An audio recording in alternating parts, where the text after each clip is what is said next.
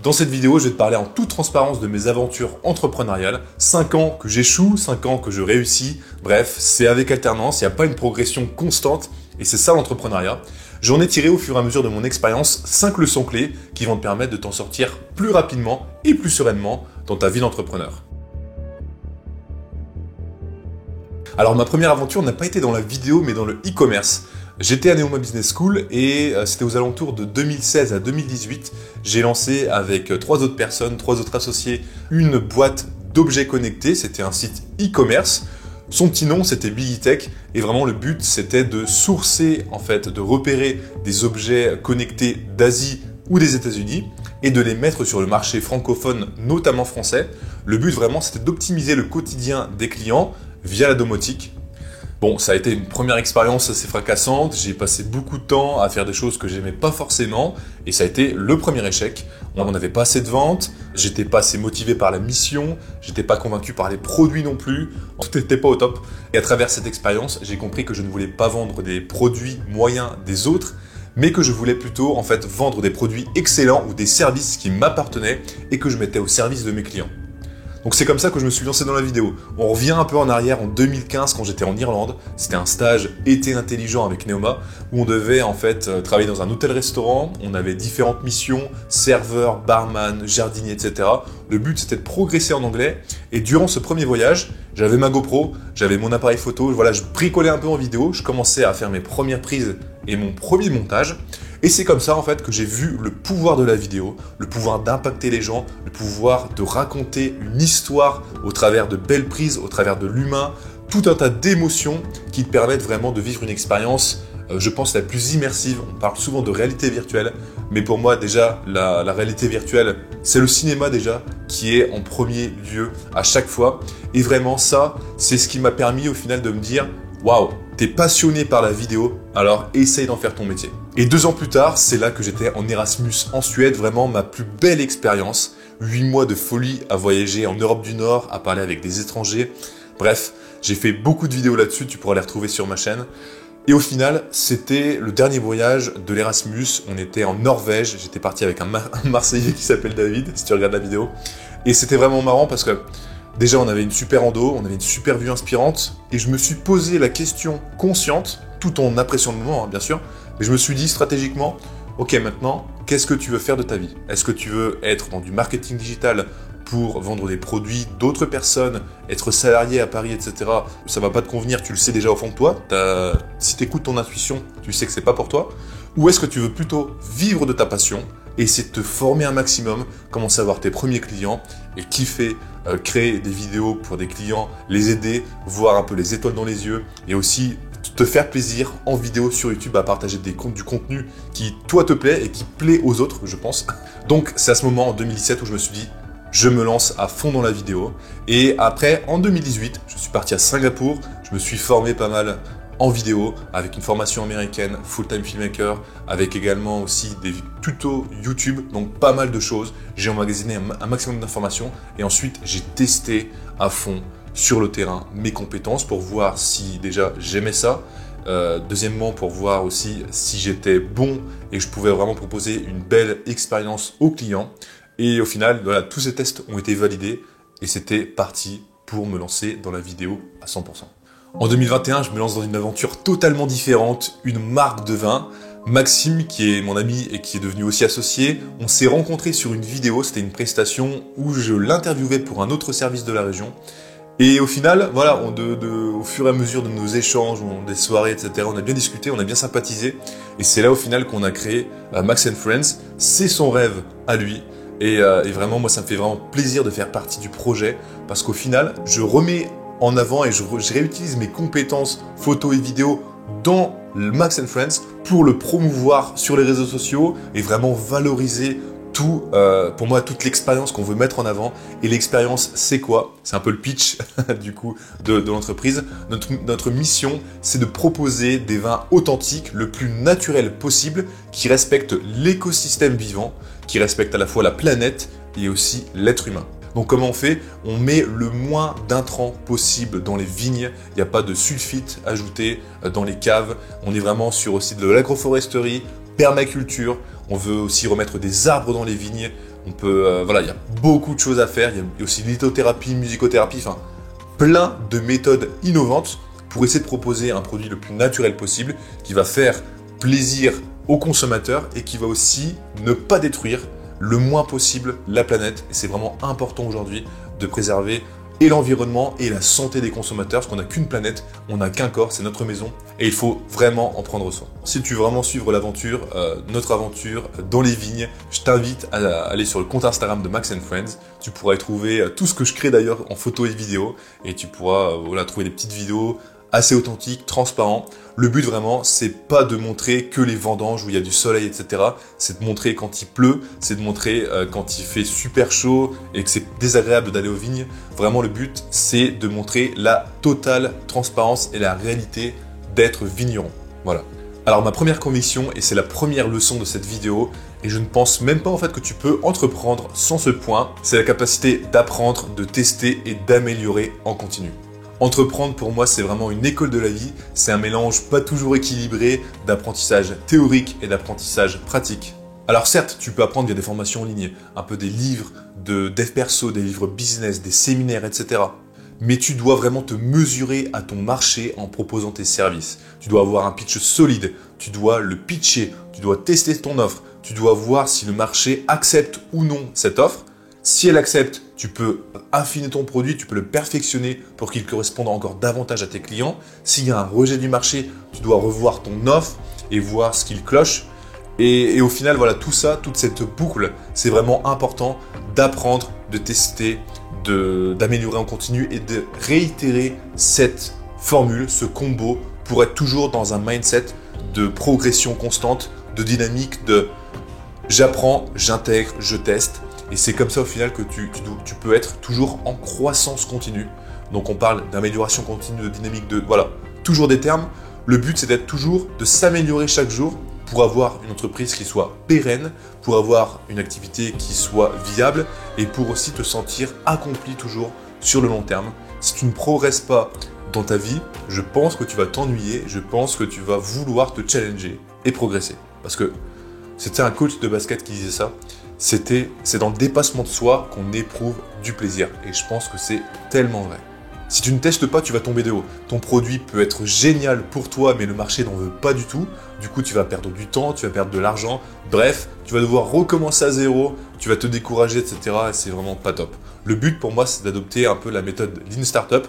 C'est de lancer un MVP, ce qu'on appelle le Minimum Viable Product, de tester ton offre, une offre un peu basique, starter, sur ton marché, voir comment le marché répond, collecter des feedbacks et l'améliorer en continu pour vraiment construire ton offre et que ton offre soit vraiment adaptée à ton marché au maximum, ce qu'on appelle aussi le Product Market Fit.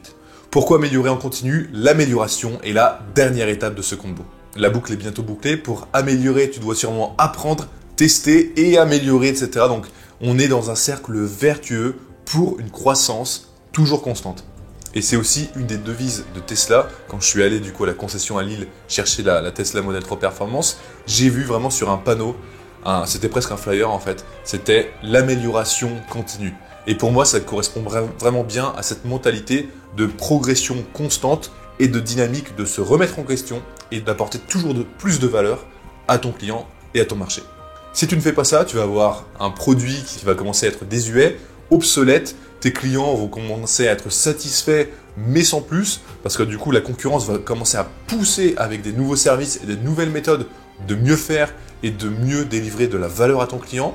Donc, si tu veux éviter de te faire bouffer par tes concurrents, tu dois toujours t'améliorer. Apple, Amazon, Facebook, Google, Tesla, etc., ils sont toujours dans de l'amélioration continue. Parce que c'est pas parce que tu es numéro 1 sur ton marché que tu vas le rester. Et généralement, c'était quoi l'exemple? Kodak était numéro 1 à l'époque, ils ne sont pas passés au numérique, boum, ils ont arrêté d'innover et terminé, on n'en entend plus parler. Donc vraiment, c'est de se mettre toujours dans la peau, même du numéro 1 ou du challenger. Ok, maintenant j'ai ça, comment je peux toujours améliorer pour toujours rester en tête de ton marché. Alors, petite astuce maintenant, si tu veux vraiment améliorer ton produit en continu, en apprenant, en testant et en améliorant, ce fameux combo, c'est toujours de collecter du feedback auprès de tes clients. Tu pourrais poser la question à tes clients, ok, Est-ce que j'ai bien répondu à tes attentes? Qu'est-ce que tu as adoré dans mon service ou dans mon produit? Est-ce que tu as eu des frictions à l'utiliser? Est-ce que tu as eu des problèmes quelconques dont tu me ferais part pour que je puisse améliorer mon produit? Ça, quand tu vas collecter du feedback, après tu vas essayer de prioriser ces problèmes pour les intégrer à ton produit et ton service. Et du coup, tu vas améliorer ton service, tu vas améliorer ton produit et tu vas délivrer toujours une meilleure expérience à ton client. Si Yoda parlait, ce serait de rencontrer du monde, tu voudras. Entreprendre, c'est un chemin solitaire. Tu vas te retrouver beaucoup seul sur le chemin et tu vas devoir faire face à des moments de solitude et tu dois te dire, c'est pas grave, ça fait partie du process, mais tu dois te pousser à aller vers les autres, à rencontrer des gens et à connecter avec des personnes inspirantes. It's you versus you, comme disaient les Américains, c'est toi contre toi. J'ai fait l'erreur assez tôt en fait de ne pas m'entourer assez vite, de ne pas rencontrer d'entrepreneurs dans la vidéo, de ne pas rencontrer d'entrepreneurs dans différentes activités pour essayer de progresser plus rapidement. Et en fait, j'étais dans une micro-bulle de je me forme à fond, j'améliore mon produit, etc. Mais au final, je ne me suis pas confronté, entre guillemets, à mes pairs, à mes concurrents, à mon marché, etc. Et du coup, je manquais de réalisme sur ce point. Et j'avais aussi le fameux syndrome de l'imposteur. Le syndrome de l'imposteur, c'est quoi en entrepreneuriat? C'est le fait et le sentiment de ne pas se sentir légitime sur son marché. Donc moi, j'avais le prétexte en fait que je devais me former à fond sur la vidéo pour devenir expert sur la vidéo et enfin me connecter avec les pairs. Et je me suis rendu compte que c'était vraiment une erreur en fait. Tu n'as pas besoin d'être expert sur ton marché pour vraiment connecter avec tes collègues, tes concurrents, etc., tes clients aussi. Sors un peu de ta tanière, sors de ta cave de Batman et va au contact de tes pairs, de tes clients, de tes concurrents, t'appelles ça comme tu veux, mais au final, le but vraiment, c'est de gagner en réalisme sur ton marché et de pouvoir implémenter en fait toutes les connaissances que tu vas tirer et les petits détails subtils que tu vas avoir lorsque tu vas rencontrer des gens pour vraiment l'implémenter sur toi, renforcer ton mindset, ton état d'esprit et derrière progresser beaucoup plus vite. Et vraiment, moi, je te conseille de rencontrer le plus tôt des modèles d'inspiration, des pairs, d'avoir des mentors aussi. Parce que quand tu n'as pas un environnement d'entrepreneurs et que tu n'as pas vraiment des entrepreneurs autour de toi dans ton cercle proche, et c'est mon cas, tu dois aller vers les autres, tu dois aller chercher des entrepreneurs qui sont plus avancés, de t'inspirer à fond d'eux et de pouvoir voir comment ils fonctionnent, est-ce qu'ils ont des routines, comment ils prennent des décisions, comment ils passent à l'action, etc. Et derrière, tu vas progresser beaucoup plus vite et tu vas te rendre compte qu'en fait, tout le monde n'est pas expert et tout le monde a des difficultés, tout le monde aussi progresse à son rythme. Et c'est vraiment, je trouve, ça nous remet à notre place et ça nous rend vraiment plus humains. Donc, connecte avec des gens, ton monde des possibilités va magiquement s'ouvrir et c'est assez dingue. Le troisième point, c'est de savoir pourquoi tu fais les choses. On parle souvent de pourquoi en entrepreneuriat. Ça reprend un peu le concept du why de Simon Sinek. Why, how, what? This little idea explains why some organizations and some leaders are able to inspire where others aren't. C'est, on va dire, la raison profonde pour laquelle tu entreprends. Qu'est-ce qui te pousse à faire de la vidéo? Qu'est-ce qui te pousse vraiment à te lever chaque matin pour aller travailler chez tel et tel client, pour proposer ton service, ton produit, etc. Voilà. Pose-toi la question, quel est ton pourquoi? Si tu n'en as pas, vraiment, je te dirais, essaie de rentrer en introspection pour savoir pourquoi tu fais les choses. Parce que quand tu n'as pas de pourquoi, tu ne vas pas pouvoir être déterminé à 200% quand il y aura des challenges qui vont arriver, quand il y aura des difficultés et vraiment des grosses sources de stress qui vont arriver. Quand tu as vraiment un pourquoi fort, tu vas pouvoir te sentir en fait déterminé, tu vas avoir le feu sacré et tu vas pouvoir te dire « je sais pourquoi je le fais, là c'est un moment qui est difficile mais j'ai la vision à long terme, donc c'est ok ». Je progresse, je suis dans un effort qui est inconfortable, mais je sais pourquoi je le fais. Et derrière, en fait, c'est vraiment un game changer. Et donc, au final, le pourquoi rejoint aussi la vision. Quelle est ta vision? Quels sont les rêves que tu veux atteindre? Est-ce que tu as un objectif à 1 an? Est-ce que tu as des objectifs à 5 ans, à 10 ans? Comment tu te vois dans ce laps de temps? Ça, c'est vraiment des questions à déterminer parce que plus tu seras clair sur ta vision, plus tu auras un pourquoi fort. Et aussi, du coup, plus tu pourras l'atteindre parce que ton cerveau, il va commencer à se mobiliser et à trouver des solutions. Imagine, tu veux une voiture. Tu sais même pas si tu veux une voiture thermique, une voiture électrique. Tu vas être, tu vas déjà être dans une dualité. Tu vas déjà devoir faire un choix. Après, quelle couleur tu veux? Est-ce que tu veux tant de chevaux, etc. Que si tu sais tous les paramètres de la voiture, tu vas pouvoir directement la choisir et tu vas savoir, ah oui, j'ai vu ça, ça me plaît, donc je vais prendre ça, etc. Tout va être beaucoup plus fluide quand tu seras vraiment précis. Plus tu es précis, plus tu es clair sur ta mission, plus ton pourquoi est fort, plus ta vision est forte, et derrière, en fait, tu n'as plus qu'à mettre les actions en place pour y arriver. Et ton cerveau va t'aider à fond quand tu vas te reposer, quand tu vas marcher, quand tu vas faire quelque chose d'autre, même en soirée. Tu vas pouvoir trouver des solutions en fait inconsciemment. Ton cerveau va se débrancher et là, en arrière-plan, il va gamberger, il va essayer de trouver des solutions. Et c'est vraiment à ce moment-là que si t'es pas clair, en fait, ton cerveau peut pas trouver des solutions parce il va pas chercher toutes les solutions au problème que t'as pas mis en clarté dans ton cerveau. Donc vraiment, ça fait beaucoup de cerveau, mais vraiment voilà, sois clair sur ta vision, sois clair sur ton pourquoi, et tu vas avancer beaucoup plus sereinement et beaucoup plus armé pour vaincre tous les challenges de l'entrepreneur. Le quatrième point, gérer son énergie est plus important que gérer son temps. On parle souvent de gérer son temps, c'est important, je te l'accorde, mais à un moment, j'étais vraiment esclave de mon agenda. Je voulais me lever à 6h30, aller à la salle à 8h, faire du deep work, la salle, le machin, enfin... Je devenais en fait esclave de ma propre volonté, de mes propres tâches à faire, et je me retrouvais en fait sans temps libre. Je me retrouvais à faire ce que j'aimais, mais j'étais toujours dans une course à la productivité ou toujours plus. Et derrière, mon temps était très optimisé, mais en fait, c'était pas du tout calé à mon énergie. Je me surmenais beaucoup trop, et derrière, c'était pas optimal du tout. Donc vraiment, je t'invite à pas être une machine de la productivité et à te pousser toujours plus dans des tâches, mais vraiment être dans un système plus raisonné. Et c'est vraiment ce que je mets en place ces derniers mois, c'est d'être dans un modèle hybride où je gère mon énergie en 1 et je gère mon temps en 2. Si j'ai besoin de sommeil, moi généralement c'est entre 8h et 10h, ça dépend vraiment si j'ai eu une grosse journée, j'ai fait beaucoup de sport, etc. Donc vraiment, en 1, c'est une grosse nuit de sommeil. Je préfère perdre 1 heure de temps dans mes tâches et de dormir 1 heure de plus. Ça va me permettre vraiment d'être plus productif derrière dans mes tâches, je vais être beaucoup plus lucide, je vais être beaucoup plus en forme physique et mentale, et derrière tout va être beaucoup plus fluide. Donc oublie un peu la mentalité américaine du hustle, you need to hustle, work hard, machin, etc. C'est bien un moment pour se pousser et démarrer, mais au final, tu vas te rendre compte que c'est pas viable du tout. Et je l'ai fait en 2021, je me suis poussé comme ça, comme un Américain un peu débilement. Et au final, tu te rends compte que le corps a ses limites, que ce soit mentalement et physiquement, et il te le fait rappeler en fait assez rapidement. Donc vraiment pour moi, prends en compte ton intuition, écoute-toi en termes de forme physique, de forme mentale, comment tu te sens tel jour, et derrière tu vas optimiser par rapport à ton énergie les tâches. Si tu ne te sens pas en forme, ça ne sert à rien de faire des vidéos YouTube. Vaut mieux écrire, vaut mieux faire des tâches administratives, etc. C'est toujours en fait un niveau d'énergie à avoir pour telle tâche, tu vois. Le matin, tu vas sûrement avoir plus d'énergie, donc tu vas mettre une tâche qui demande plus de ressources, mentales et physiques peut-être. Ensuite, l'après-midi, après le repas, digestion, tu vas sûrement mettre des tâches plus administratives, ce qu'on appelle aussi le shallow work, du travail superficiel. Un peu des tâches qui demandent à être faites, mais qui ne vont pas vraiment avancer sur tes compétences et tes projets. Et le matin, à contrario, ça va vraiment être le deep work. Alors fais des pauses, écoute-toi pour avancer, mais n'avance pas coûte que coûte. Tu vas le payer très cher, crois-moi. Et la 5e leçon, c'est de prendre du temps pour toi. Alors je ne sais plus qui disait ça, je crois que c'est quelqu'un ou une citation sur internet. Savoir se reposer est tout aussi important que de savoir travailler.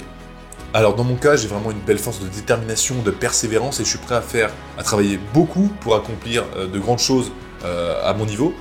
Mais au final, souvent c'est à double tranchant et je me rends compte que j'arrive pas à lâcher prise, j'arrive pas à déconnecter et j'arrive souvent peu à me reposer. Du coup, c'est souvent mon corps qui me dit de me reposer, donc c'est pas idéal. Et c'est un peu aussi le piège de faire de sa passion son métier. On est toujours dans du plaisir, on bosse sans cesse, mais on n'a pas l'impression de travailler. Donc au final, on peut se pousser souvent trop. Et c'est ce que j'ai fait en 2021. J'étais arrivé à des points où je pouvais bosser le week-end. Une fois, j'avais bossé jusqu'à 4h du matin pour faire un montage client et le lendemain, j'étais à 9h sur un tournage. C'était pas du tout optimal pour la forme, mais j'étais dans une euphorie productive. J'étais dans de la dopamine et ça m'excitait vraiment de bosser. En fait, c'était comme un jeu. C'était cool là-dessus, mais derrière, après, ton corps, en fait, moi, j'en ai payé le prix fort. J'étais fatigué à fond après, j'étais claqué et du coup, je devais me reposer plus qu'avant. Et donc voilà, c'est un peu la leçon aussi du truc. Il faut arriver à se dépasser, mais à pas dépasser ses limites à chaque fois. Sinon, bah, tu vas être dans un environnement où si tu touches le burn-out, si tu es en burn-out, ta productivité, elle va passer à zéro. Donc au final, tes concurrents, bah, même s'ils sont à 10%, 20%, ils seront toujours au-dessus de toi. Donc vaut mieux pas être en burn-out pour avancer au moins à 10-20% et être dans un équilibre de productivité plutôt que de se donner à 100%, 200%, et puis après, le jour d'après, t'es claqué, t'en peux plus, donc tu bosses pas. Il faut arriver à être dans un certain équilibre de vie, à bosser, à être productif, mais aussi à savoir se reposer, parce que le repos, c'est tout aussi important que le travail. Quand tu te reposes, tu vas te ressourcer, tu vas te décompresser, tu vas aussi t'ouvrir à de nouvelles choses, tu vas te découvrir, tu vas parler à des gens, bref. Le repos, c'est crucial, c'est aussi un levier de performance pour le travail. Quand tu es reposé, détendu, tu vas te sentir plus frais comme un gardon, tu vas te sentir plus lucide quand tu vas revenir au travail, et derrière, ça va couler de source en fait. Donc vraiment, des fois, c'est une bêtise un peu des Américains de se dire « Allez, on va bosser tant d'heures par jour, etc. » C'est une connerie. Le corps a besoin de repos, et le travail a besoin de repos aussi en fait. Donc c'est un équilibre à avoir, c'est un combo que tu dois avoir vraiment dans ta vie si tu veux tenir sur le long terme. Si tu devais retenir un élément dans ce point en particulier, ce serait que les heures passées à travailler ne comptent pas vraiment.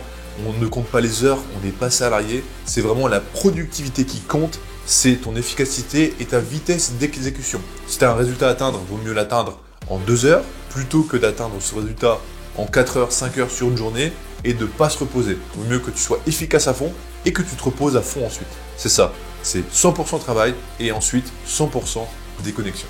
J'aurais pu donner encore beaucoup de conseils pour t'aider dans ta vie d'entrepreneur, mais je me suis arrêté vraiment aux 5 plus importants pour moi. Je pense que c'est déjà pas mal, mais je vais donner un petit bonus dans cette vidéo. 5 bouquins qui m'ont impacté dans ma vie d'entrepreneur. Je te les présente. Petit disclaimer avant, je te conseille de lire en anglais.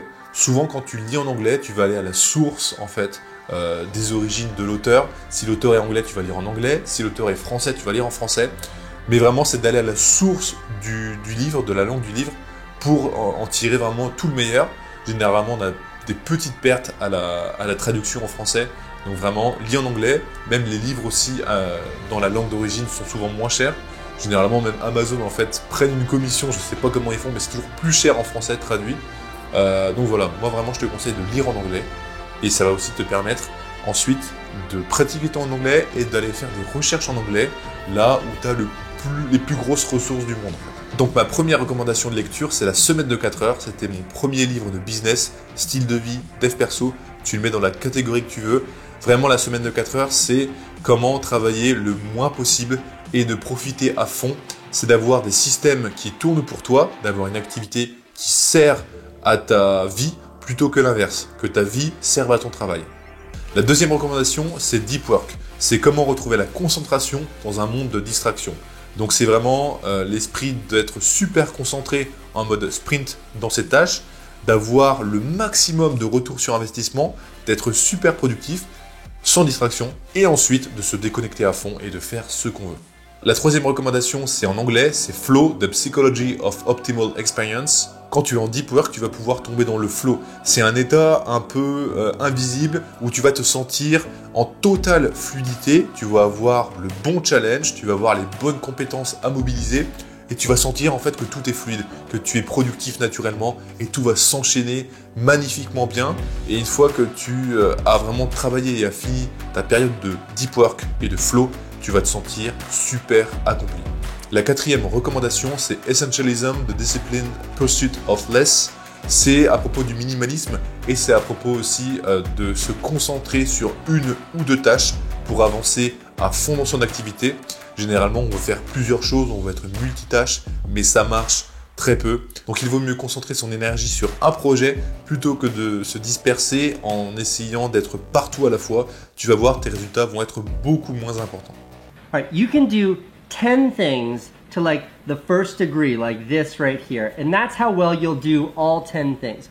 Or you can do one thing to the 10th degree right there, and look how much better you do that. Et la dernière recommandation, et j'ai fait une vidéo là-dessus, c'est 12 and a Half, le bouquin de Gary Vee, son dernier livre. Vraiment, pour moi, ça a été un game changer. Ça m'a vraiment permis de renforcer mon intelligence émotionnelle, de réinjecter vraiment de l'humain à fond dans mon activité et de me permettre de me dire tout n'est pas business, stratégie, mais il y a aussi vraiment ce côté spirituel, empathique et soft skills qui est vraiment intéressant à exploiter dans son activité. Maintenant, je te conseille vraiment de passer à l'action, note toutes ces leçons et détermine l'action que tu vas faire dans ces objectifs. Et je serais aussi curieux de savoir si tu as des conseils à partager pour devenir un entrepreneur plus serein et plus heureux au travail. N'hésite pas à le partager en commentaire et voilà, on échangera ensemble sur ces conseils. Le but vraiment, c'est de progresser tous ensemble et d'être un entrepreneur plus aguerri, pas parfait, parce qu'on va toujours faire des erreurs et c'est le but de l'entrepreneuriat, de faire des erreurs, mais toujours dans un esprit de progression constante, de passer à l'action et de prendre du plaisir sur la route. On se dit à très vite pour une prochaine vidéo ou un prochain séminaire. C'était Cyril, ciao ciao.